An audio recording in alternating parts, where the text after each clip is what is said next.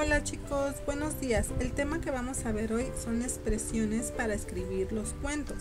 ¿Qué son las expresiones? Bueno, son frases u oraciones que se utilizan para ir contando la historia y que ésta sea más interesante.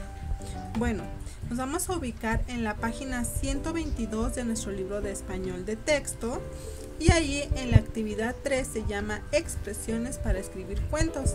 Ahí te pide que primero lea las expresiones que aparecen en los cuentos. Y ahí están escritos, son esas frasecitas que se ven de color azul y color rosita. Con mucha atención los vas a leer y te vas a dar cuenta que esas expresiones seguramente tú ya las has leído o escuchado en cuentos, ¿verdad? Porque son muy populares y se utilizan demasiado. Bueno, vamos a leer algunas de ellas. Ahí tengo, por ejemplo, la expresión descubrió que en un lejano lugar y fueron felices por siempre.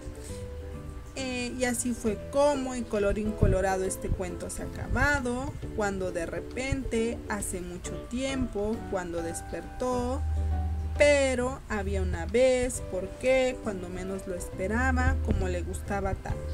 Bueno, vamos a leer bien estas expresiones y vamos a identificar qué expresiones se utilizan para iniciar un cuento, qué expresiones se utilizan para irlo contando y qué expresiones para terminar el cuento.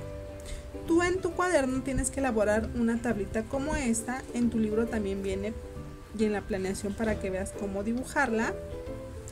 Y vas a escribir al inicio de la tabla, dice, para iniciar la historia, ¿qué expresiones de las que leímos antes se utilizarían para iniciar la historia? ¿Qué expresiones para ir contando lo que ocurre? Y en la tercera columna, ¿qué expresiones se utilizarían para terminar un cuento? Aquí tenemos un ejemplo, dice, para iniciar la historia es la expresión érase que se era. Para ir contando el cuento es la expresión cuando llegó a ese lugar y para terminar es la expresión fin.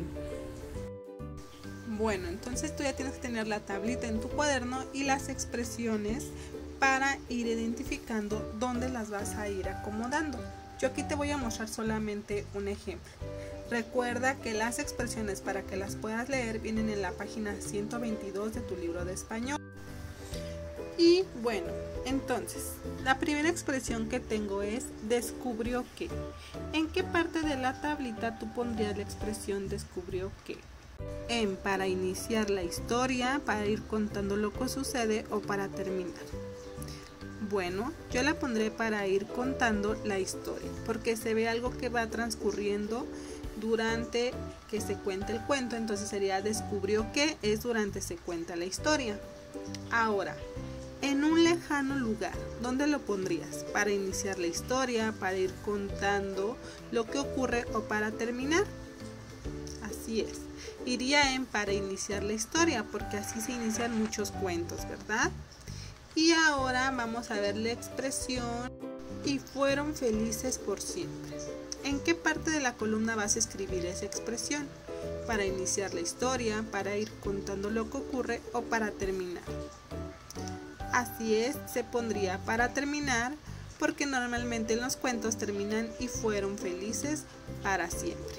Muy bien chicos, espero que les haya quedado claro la explicación de cómo vamos a realizar esta actividad. Recuerda que al leer las expresiones tienes que pensar muy bien en qué parte de la columna la vas a anotar. Recuerda, al inicio de escribir cada una debe de empezar con mayúscula y remarcar con rojo.